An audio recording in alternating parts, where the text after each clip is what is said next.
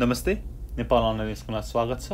आज हामी मस्ट र कान्टको ग्रामेटिकल रुलको भिडियो गर्दैछौँ। हामीले योभन्दा अगाडि can, could, can't, couldn't, be able to यस्तो सबै कुराको दुईवटा भिडियो गरिसकेका छौँ। त्यसको ग्रामेटिकल रुलको भिडियो पनि गरिसकेका छौँ।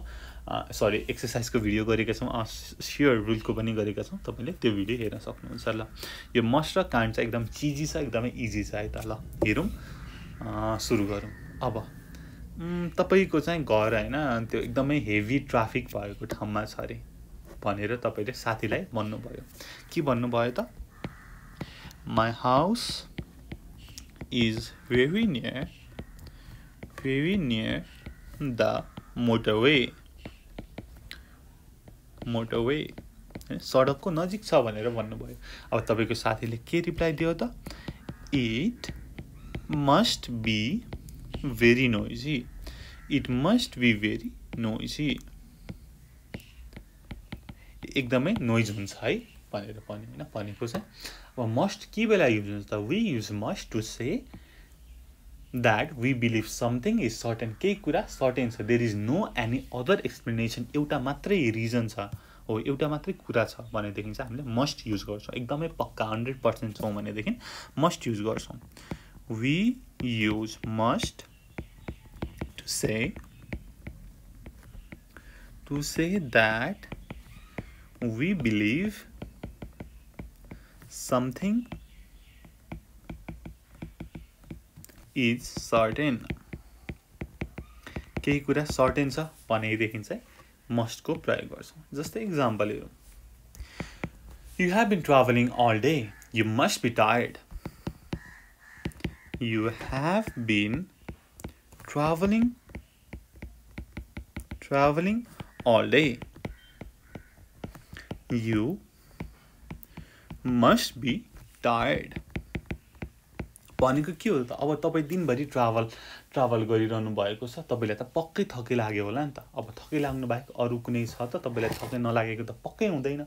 यसमा पोसिबिलिटीको कुरै छैन, 100% कुरा छ होइन। हो, traveling is tiring and you have been traveling all day, so you must be tired भनेर भनेको होइन। यो चाहिँ 100% को कुरा गरेको छ। नेक्स्ट वान, अर्को इक्जाम्पल गरौँ, अर्को दुईवटा गरौँ न होइन। अनि तपाईँहरूलाई चाहिँ अझै क्लियर हुन्छ यो कुरामा। जो is a hard worker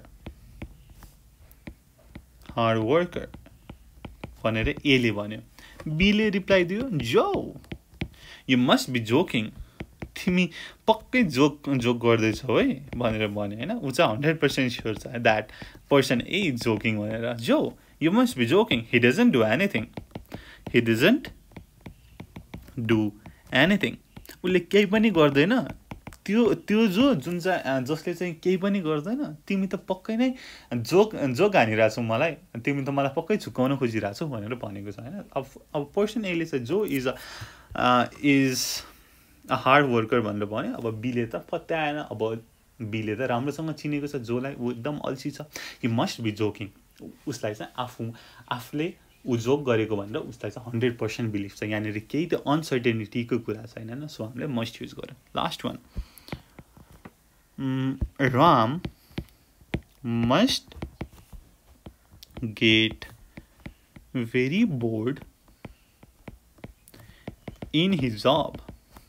He does the same thing every day. Ram चाहिँ एकदमै बोर हुन्छ होला उसको जबमा। उसले चाहिँ एउटै काम बारम्बार गरिरहन्छ। अब एउटै कुरा बारम्बार गरिरहँदा त पक्कै अल्छी लाग्छ। त्योभन्दा अरू कुनै छ त? रिजनहरू छैन नि। सो कि त हामीले मस्ट लगायौँ। ठिक छ। अब कान्टको प्रयोग कुन बेला गर्छौँ त भन्दाखेरि we use can't to say that we believe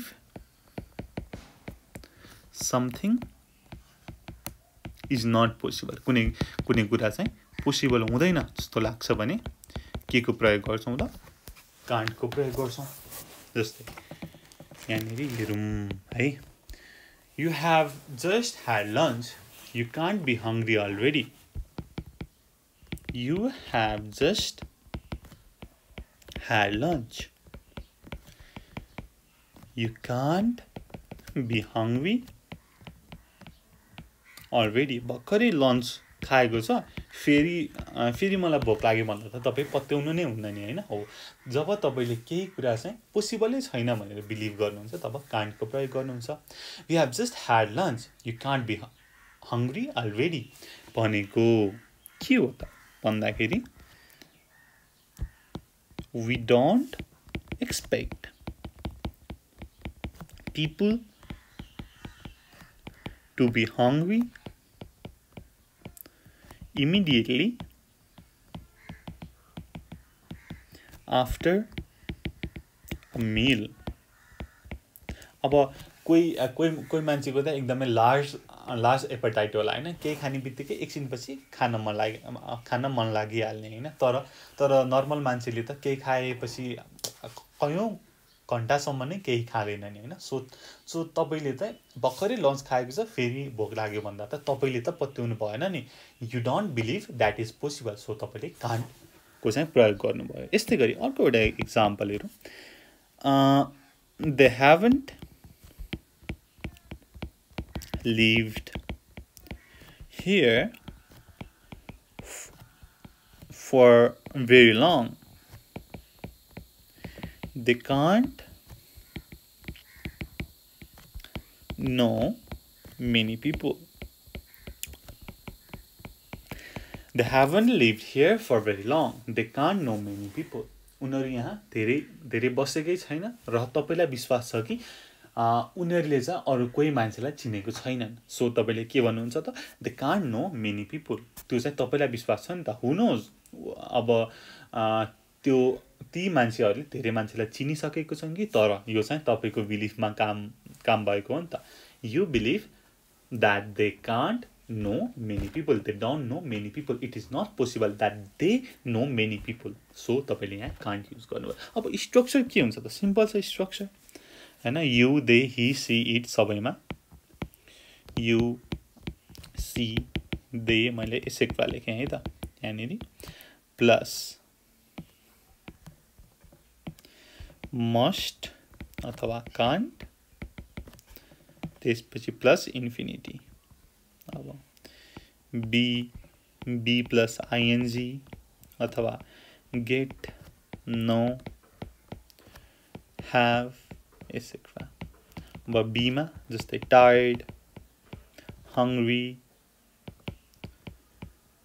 at work etcetera त्यसपछि बी प्लस आइएनजीमा डुइङ गोइङ जोकिङ एसेक्ट्रा है त ल यसरी हामीले गर्छौँ अब सानो एउटा इक्जाम्पल हेरौँ न होइन तपाईँ चाहिँ तपाईँको साथीकोमा अनइन्भाइटेड जानुभयो एट द विकेन्ड तपाईँले चाहिँ ढोका ढकढकाउनु भयो बेल प्रेस गर्नुभयो अब कसैले खोलेन होइन भनेदेखि तपाईँले के भन्नुहुन्छ त there is nobody at home they must have gone out. अब यसको थोरै सिनारियो लेखौँ न तपाईँ होइन तपाईँको दुईटा साथी जानुभयो अरे Ram and Harry expected their friends to be at home तर छैनन् they rang the doorbell twice but nobody answered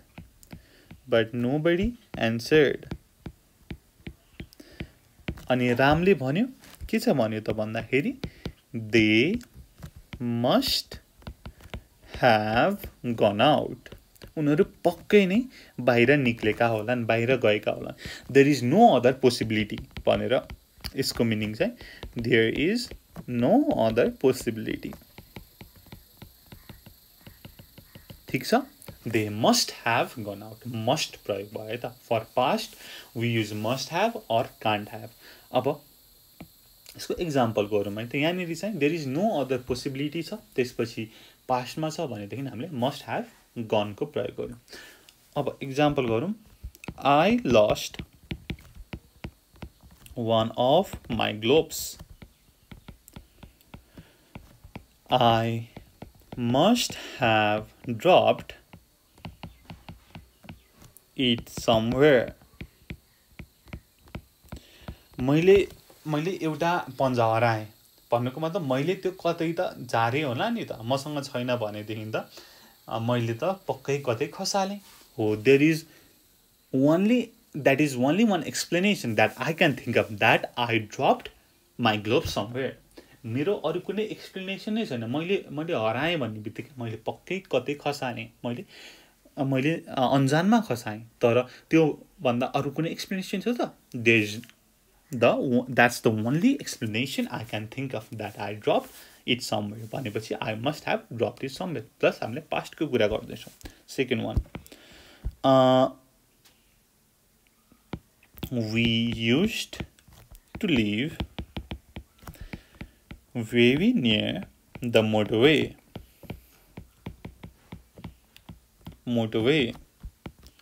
Did you?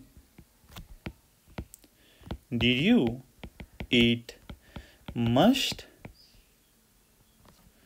have been noisy. अब मैले यो बुझाउनु भन्दा अगाडि मैले माथि कुरा गरेँ। यहाँनिर my house is very near the motorway.